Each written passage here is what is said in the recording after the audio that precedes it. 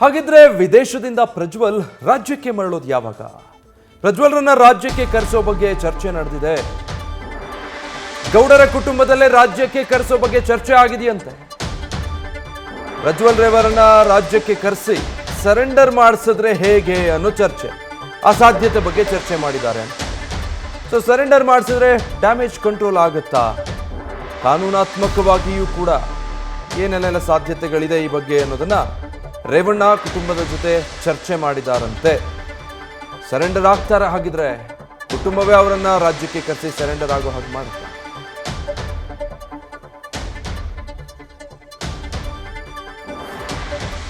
Details ಕೊಡ್ತಾರೆ Manjunath, live ನಲ್ಲಿ join ಆಗ್ತಾ ಇದ್ದಾರೆ. ಮಂಜುನಾಥ್, ಒಂದ್ ಕಡೆ ಈಗ ಕೋರ್ಟ್ ನಲ್ಲಿ ಅರೆಸ್ಟ್ ವಾರೆಂಟ್ ಜಾರಿ ಆಗಿದೆ ಪ್ರಜ್ವಲ್ ರೇವಣ್ಣ ವಿರುದ್ಧ, ಬಟ್ ಮತ್ತೊಂದು ಕಡೆ ಕುಟುಂಬವೇ ಅವರನ್ನ ರಾಜ್ಯಕ್ಕೆ ಕರೆಸಿ ಸರೆಂಡರ್ ಮಾಡೋದ್ರ ಬಗ್ಗೆ ಚರ್ಚೆ ಆಗಿದೆ. ಬಟ್ ಅದಕ್ಕೆ ಅವಕಾಶಗಳು ಅಥವಾ ಸಾಧ್ಯತೆಗಳಿದೆಯಾ? ಈ ಅವಕಾಶವನ್ನ ಬಳಸ್ಕೊಳ್ಬಹುದು ಅನ್ಸುತ್ತಾ ರೇವಣ್ಣ ಮತ್ತು ಕುಟುಂಬ? ವಿಜಯ್, ಏನು ಹಾಸನ ಸಂಸದ ಪ್ರಜ್ವಲ್ ರೇವಣ್ಣ ವಿರುದ್ಧದ ಒಂದು ಏನು ಅಶ್ಲೀಲ ವಿಡಿಯೋಗಳು ಒಂದು ವೈರಲ್ ಆಯಿತು, ಆ ಒಂದು ಘಟನೆ ಬಳಿಕ ಪ್ರಜ್ವಲ್ ರೇವಣ್ಣ ವಿದೇಶಕ್ಕೆ ತೆರಳಿರುವಂಥದ್ದು, ಏನು ಚುನಾವಣೆ ಬಳಿಕ ಅವತ್ತೇ ತಕ್ಷಣವೇ ಏನು ವಿದೇಶಕ್ಕೆ ಒಂದು ಪಲಾಯನ ಆಗಿರುವಂಥದ್ದು. ಯಾಕಂದರೆ ಇಲ್ಲಿದ್ದರೆ ತಮ್ಮ ವಿರುದ್ಧ ಸಾಕಷ್ಟು ಲೈಂಗಿಕ ಪ್ರಕರಣಗಳು ದಾಖಲಾಗ್ಬೋದು, ಜೊತೆಗೆ ಅತ್ಯಾಚಾರ ಪ್ರಕರಣಗಳು ದಾಖಲಾಗುತ್ತೆ.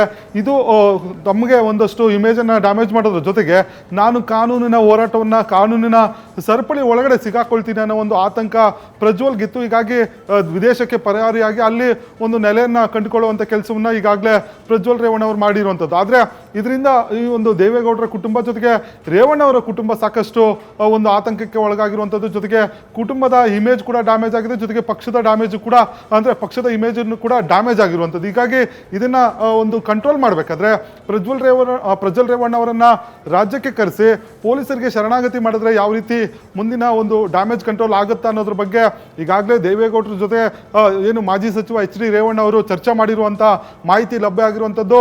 ಏನು ಪ್ರಜ್ವಲ್ ರೇವಣ್ಣ ಅವರನ್ನು ರಾಜ್ಯಕ್ಕೆ ಕರೆಸಿದ್ರೆ ಆಗುವಂಥ ಪರಿಣಾಮಗಳೇನು ಅನ್ನೋದ್ರ ಬಗ್ಗೆ ಕೂಡ ಕೂಲಂಕುಷವಾಗಿ ಇಡೀ ಕುಟುಂಬವೇ ಕೂತು ಚರ್ಚೆ ಮಾಡಿದೆ ಅನ್ನೋ ಒಂದು ಮಾಹಿತಿ ಲಭ್ಯವಾಗಿದೆ. ಯಾಕಂದರೆ ಈ ಒಂದು ಪ್ರಕರಣದಿಂದ ಸಾಕಷ್ಟು ಪಕ್ಷಕ್ಕೂ ಕೂಡ ಡ್ಯಾಮೇಜ್ ಆಗ್ತಿದೆ, ಇದನ್ನು ರಿಕವರಿ ಮಾಡಬೇಕು. ಜೊತೆಗೆ ಪ್ರಜ್ವಲ್ ರೇವಣ್ಣ ಅವರು ಕೂಡ ಎಲ್ಲೋ ಮೇಲ್ನೋಟಕ್ಕೆ ತಪ್ಪು ಮಾಡಿದ್ದಾರೆ ಅನ್ನೋದು ಏನು ಕುಟುಂಬ ಸದಸ್ಯರ ಒಂದು ಅಭಿಪ್ರಾಯ ಆಗಿದೆ. ಯಾಕಂದರೆ ದೇವೇಗೌಡರು ಕೂಡ ನಿನ್ನೆ ಪ್ರಜ್ವಲ್ ವಿರುದ್ಧ ಯಾವುದೇ ಕ್ರಮ ತೆಗೆದುಕೊಂಡ್ರೆ ನಮಗೆ ಯಾವುದೇ ತಕರಾರಿಲ್ಲ ಅನ್ನೋ ಮಾತನ್ನು ಹೇಳಿರುವಂಥದ್ದು. ಹೀಗಾಗಿ ರೇವಣ್ಣ ಮತ್ತು ಅವರ ಕುಟುಂಬ ಸದಸ್ಯರೆಲ್ಲರೂ ಕೂಡ ಚರ್ಚೆ ಮಾಡಿ ಈ ಒಂದು ಪ್ರಜ್ವಲ್ ರೇವಣ್ಣ ಅವರನ್ನು ವಾಪಸ್ ರಾಜ್ಯಕ್ಕೆ ಕರೆಸಿದ್ರೆ ಆಗುವಂಥ ಪರಿಣಾಮಗಳೇನು, ಕಾನೂನಿನ ತೊಡಕುಗಳೇನು ಅನ್ನೋದ್ರ ಬಗ್ಗೆ ವಕೀಲರ ಜೊತೆ ಕೂಡ ಸಲಹೆಗಳನ್ನು ತೆಗೆದುಕೊಂಡಿದ್ದಾರೆ.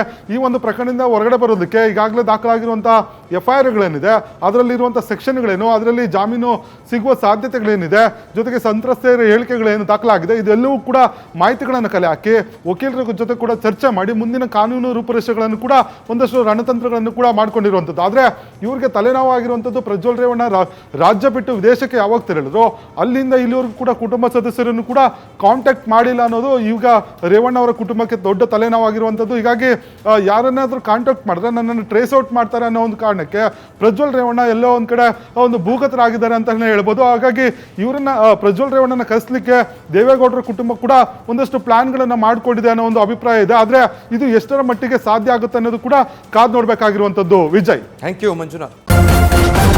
ನ್ಯೂಸ್ ಫಸ್ಟ್, ನಿರ್ಭೀತಿಯಿಂದ ನಿಮ್ಮ ಪರವಾಗಿ.